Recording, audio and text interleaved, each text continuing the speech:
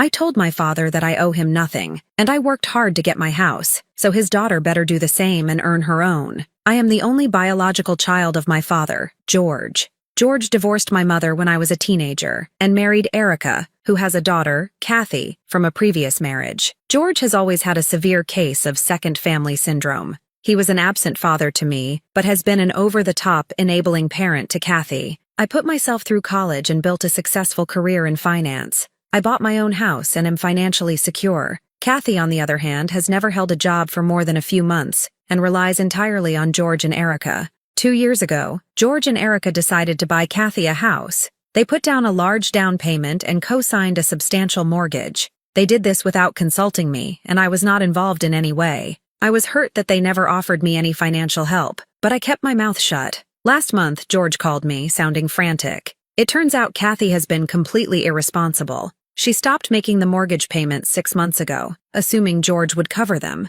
George and Erica, who are nearing retirement, were struggling to cover their own bills and Kathy's mortgage. They are now facing foreclosure on Kathy's house. George didn't call to apologize or ask for advice. He called to make a demand. He said, "Son, you need to step up. Kathy is going to lose her house. You're doing so well, and you have so much money. I need you to take over the mortgage payments for the next 5 years. It's the least you can do for your sister." I was stunned by the sheer audacity. I said, "George, I am not paying the mortgage on a house you bought for your stepdaughter. That is your financial responsibility, not mine." He exploded. He yelled that I was selfish, that I was ungrateful for the opportunities he gave me, which were none, and that I was trying to punish Kathy. He said, "I'm your father. You owe me this. I'm facing financial ruin because of this, and you won't lift a finger." I replied, "You are facing financial ruin because you chose to buy a house for an irresponsible adult who is not your biological child, instead of saving for your own retirement.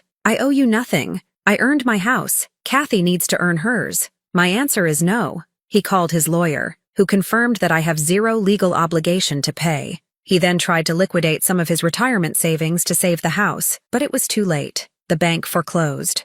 The final, satisfying consequence came last week. George and Erica had to sell their own house to cover the remaining debt and the massive financial hit from the foreclosure. They are now moving into a small, rented apartment, and Kathy is moving back in with them. My mother, my biological mother, says I was right to stand my ground and that George finally faced the consequences of his favoritism. However, Kathy is telling everyone that I am a vicious millionaire who deliberately let her become homeless. Was it okay for refusing to pay the mortgage on my father's stepdaughter's house, which resulted in the house being foreclosed and my father losing his retirement savings? Edit. George never paid for my college. I took out loans and paid them off myself. Kathy is now demanding I pay for her moving expenses and storage fees. I laughed and hung up.